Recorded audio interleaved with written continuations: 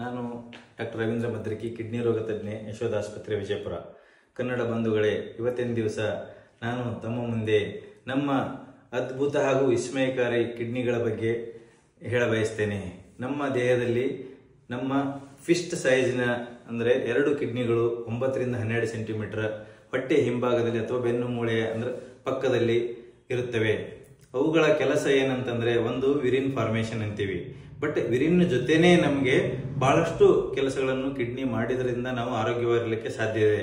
ಅದರಲ್ಲಿ ಮುಖ್ಯವಾದ 5 ಕೆಲಸಗಳು ಏನಪ್ಪಾ ಅಂತಂದ್ರೆ, ಒಂದನೇದು ಏನಂತಂದ್ರೆ ನಮ್ಮ ಬ್ಲಡ್ ಪ್ರೆಷರ್ ಮೇಂಟೈನ್ ನಾರ್ಮಲ್ ಮಾಡ್ಬೇಕಂದ್ರೆ ಕಿಡ್ನಿ ಬಹಳ ಮುಖ್ಯ ಪಾತ್ರ.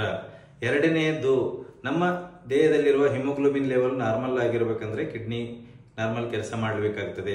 ಮೂರನೇದು ನಮ್ಮ ಎಲುಬುಗಳು ಸ್ಟ್ರಾಂಗ್ ಆಗಿ ಫ್ರಾಕ್ಚರ್ ಆಲಾರ್ದಂಗೆ ಇರ್ಬೇಕಂತಂದ್ರೆ ನಮ್ಮ ನಾರ್ಮಲ್ ಕಿಡ್ನಿ ಕೆಲಸ ಮಾಡಬೇಕಾಗ್ತದೆ.